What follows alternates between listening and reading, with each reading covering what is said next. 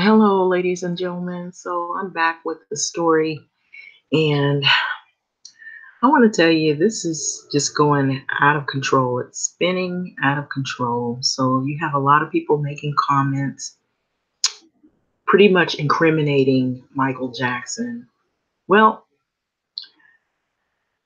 there were other well-named celebrities that in their childhood they hung around Michael Jackson, probably just as much, if not even more, than the other two that we have that are now allegedly accusing Michael Jackson of these sexual allegations, even in his death.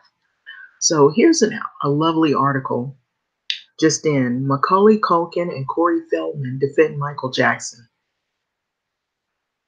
Okay, so excuse me if I did not spell that correctly. I will change it if I made any errors. So the former child stars have both defended MJ, better known as Michael Jackson, in the past, and things are no different now that Leaving Neverland documentary is out. Okay? And so there must be a video that's accompanied with it, but it says here that they defend him. So let's see if it'll play. I don't know if it'll play. There must have been a video that was attached to it. So basically, they're defending or coming to the defense of Michael Jackson because there's been so much scrutiny after this video has somewhat, I guess, some people have seen it. And so, okay, after Neverland, Oprah Winfrey parses Jackson's accusation. So not very many people are happy with that. And I heard she's been getting backlash behind that. So this is a really touchy subject. So let's see. I'm going to try to see if I can get the sound up here. January, Macaulay talked about the pop star on the Inside of You with Michael Rosenbaum podcast. He revealed that he and Jackson bonded over their childhood fame. He reached out to me because a lot of things were happening, big and fast with me. And I think he identified with that. I mean, at the end of the day, it's almost easy to try to say, oh, it was like weird or whatever, but it wasn't. It's like one of my friendships that people question only because of the fact that he was the most famous person in the world. He was the kind of person who's like, yeah, been through the exact same freaking thing, and wanted to make sure that like I wasn't alone in that kind of. Was he fun? He was awesome. He was hilarious. He was sweet, and people didn't know how funny he was. For me, it's so normal and mundane.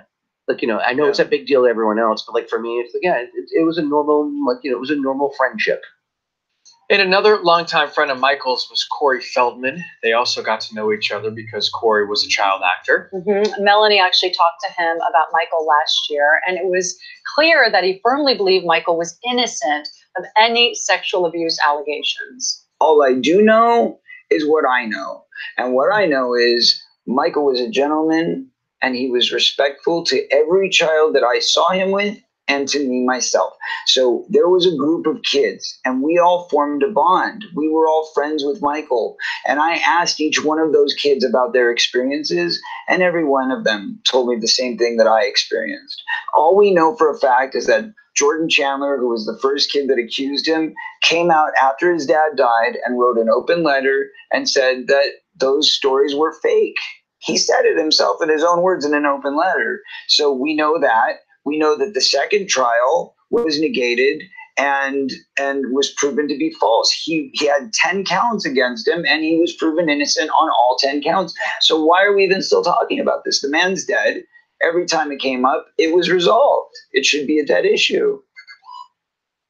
Okay, there you have it. And so for those of you who are still persistent on accusing Michael Jackson of these allegations, shame on you. The man is dead. Let it go. So with that being said, I'm going to leave this video go. Probably one of my shortest, because I feel very passionate about this situation, because I believe that for them to be so cruel to bring up somebody who is dead and is not here to speak for themselves is totally wrong. totally wrong. When you have no proof, it's come up over and over again. And so a lot of people who have made these allegations have pretty much went back and apologized for making up stories that were not true. So I think this is a done deal in my book.